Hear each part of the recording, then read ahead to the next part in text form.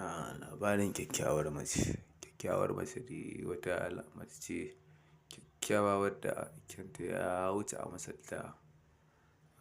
Wannan shi ne farkon zuwan ka wannan channel mai albarka. Kai ƙoƙari ka kafta mana subscribing domin samun sababbi da an samu.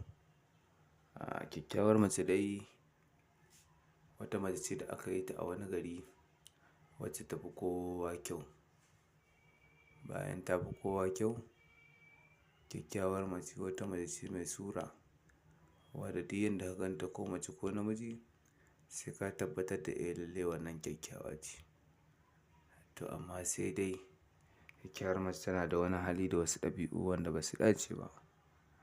Misali girman kai, da son musgunawa mutane da kuma cin zali. Wannan ita ce ɗabi'arta, shine halayenta. Sannan tana da 'yan uwa amma ba ta ganin mutuncinsu, ba ta ganin mutuncin kowa. Ita dai wannan mace ta kasance kyanta ne kawai in ka kalla. Shi ya sa wasu suke misalta shi da kyan ɗan maciji. Saboda haka dai in ka ganta ita ba ka san ta ba ko ba ta yi magana ba za ka ce kyakkyawa ce. Amma da zarar ta yi magana kalmar da ta furta ba mai daɗi ba ce ko kuma aikacen ta aikata wani abin za ka ga ba mai kyau ba ne. Wannan labarin dogon labari ne. Za mu riƙa ba ku shi bayan lokaci. Abin da dai muke so daga gare ku, ku kasance masu bibiyar mu a wannan tasha mai albarka. Su dai jama'a gaba ɗaya suna da ƙoƙari kuma wajen kyautatawa mutane, wasu kuma ba su da shi.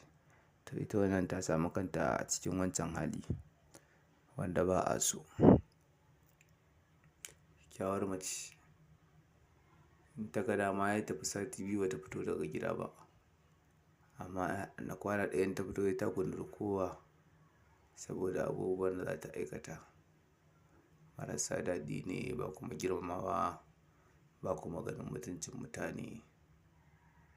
Kyakkyawar mace dai da kuke ganinta haka dai ga ta nan farasol amma zuciyarta baƙa ce ƙirin.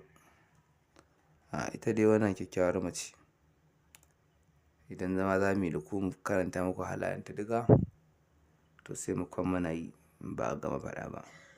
Sai dai mu faɗa muku abin da ba a rasa ba da abin da ya sauƙa. Ita dai wannan mace wata iri ce daban. Sannan sunanta ma suna ne mai daraja amma ita kuma ta zama wata iri. Kuma dai kyakkyawar mace da kuke ganinta abin dai ba a cewa komai. Ba a faɗi wani abin ba dama na faɗa muku sai dai abin da ba a rasa ba. Amma wannan kyakkyawar macen sai dai a hankali gaskiya. Sannan tana da wata ɗabi'a ta shaye-shaye.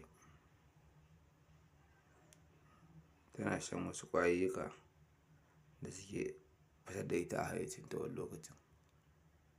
Sannan an yi a hana ta, ta ƙi hannuwa. Ita dai kyakkyawar mace abin dai ba a cewa komai. Amma za ku ji ni da sauran labarin.